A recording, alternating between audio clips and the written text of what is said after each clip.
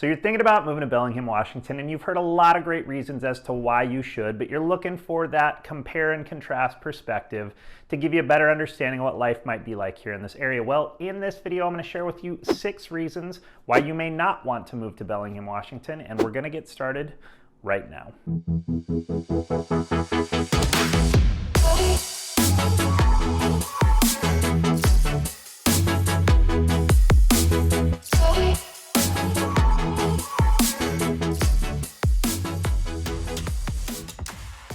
Hey, if this is your first time to the channel, we encourage you to like, subscribe, and hit the bell for notifications so you can keep up on all the content that we're releasing about Bellingham, about Whatcom County, and all the things that are going on here in this area.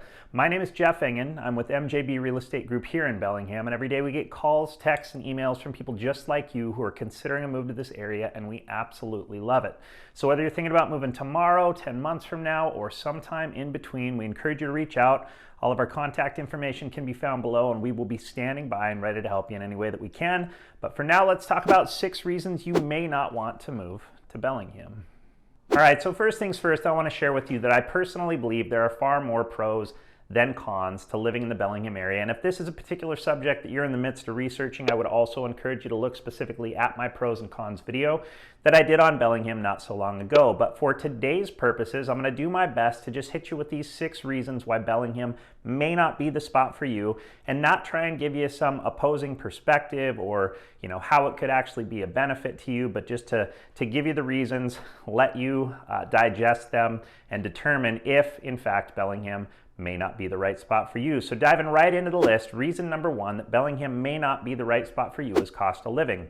If you head on over to rentcafe.com, you can compare and contrast the cost of living in various places all throughout the country. But if you look at Bellingham specifically, you're going to see that the average cost of living in Bellingham is 5% higher than the Washington state average and approximately 19% higher than the national average. So if cost of living is one of the first and foremost important things on your list in considering a new place to live, well, Bellingham may not be the right spot for you. Reason number 2, we're going to talk about the weather. Now, I'm going to talk about the weather specifically in the winter months because that's when it tends to be the biggest problem. So in the winter months, we're dealing with short days. We only get about 8 hours of sunlight in the shortest days of the year. We're dealing with a fair amount of gray, a fair amount of drizzle in terms of the rain. Your average high temperatures are going to be in the mid 40s. Your average low temperatures are going to be in the low 30s. And that accumulation of rain really is not all that significant in the grand scheme of things. Bellingham gets about 39 inches of rain per year, compare and contrast to about 38 inches of rain per year as a national average. The difference being that in some of these other areas, rain accumulates much more significantly over a short period of time, versus in Bellingham, it's just kind of a drizzle, right? So it's a very mild total accumulation, but drawn out over a longer period of time. If you're accustomed to living someplace where you're getting more than 300 days of sun per year, Southern California, Colorado, Florida, what have you, Bellingham may not be the place for you based on the weather. Reason number 3 is kind of a developing reason, and that is traffic. Now, traffic is generally not much of an issue here in the Bellingham area, but at peak times during your morning and your evening commutes, we are seeing a consistent slowdown at those peak travel times. Part of the problem is that the on-ramps and off-ramps on I-5 through Bellingham are not as long as they probably should be, could be, or would be if they were in other larger metropolitan areas.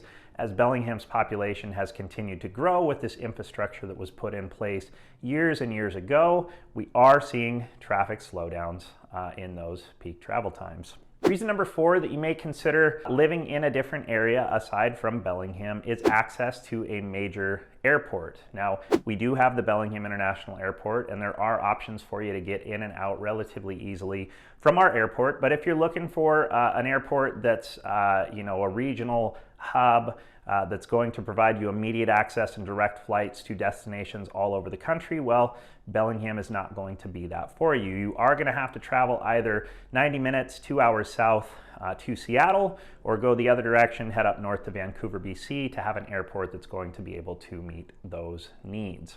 Reason number 5 on the list, there are relatively few large employers.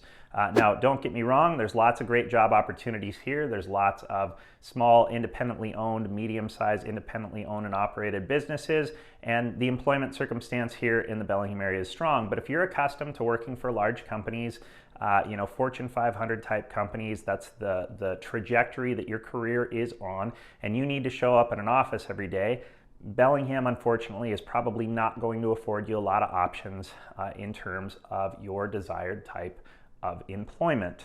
Last on the list I'm going to hit you with is number 6, and that is our population size. Now, the population here in Bellingham is approximately 90,000 people versus the population here in Whatcom County is about 225,000. Not being small by any means, but in the grand scheme of things, compare and contrast to Seattle, Vancouver, and other major cities throughout the US, it's a relatively small population. And because of that, we have limited resources when it comes to entertainment. So if you're accustomed to living in a city where you've got immediate access to large entertainment venues for concerts, for comedy shows, if you're accustomed to going to professional sporting events, all with a quick train ride or a quick walk from where you currently live, unfortunately, that is not going to be an option for you. Much like the access to the airports, you're either going to be traveling south to Seattle or north to Vancouver to get yourself access to those large entertainment venues. So if any of the things on the list that I've shared are absolute deal breakers for you, that's just not going to work to not have access to these sporting events, to the airport, to large corporations, to the cost of living, all the things that we've gone over. If any of those things are not going to work for you, well then, unfortunately, Bellingham may not be the right spot for you. But if you listen to that list and none of those things are deal breakers, well, I would encourage you to reach out. I'd love to share some of those opposing points of view on these particular problems and how in some cases they're actually, I believe, benefits. Once again, you can find all of my contact information below. Standing by, ready to help any way that I can. I would encourage you to again, reach out with any questions that you might have. I'd love to help. One more time, encourage you to like, subscribe, and hit the bell for notifications so you can keep up on all the content that we're releasing about Bellingham and the surrounding areas. I want to thank you for taking the time to watch this video, and I look forward to seeing you again soon.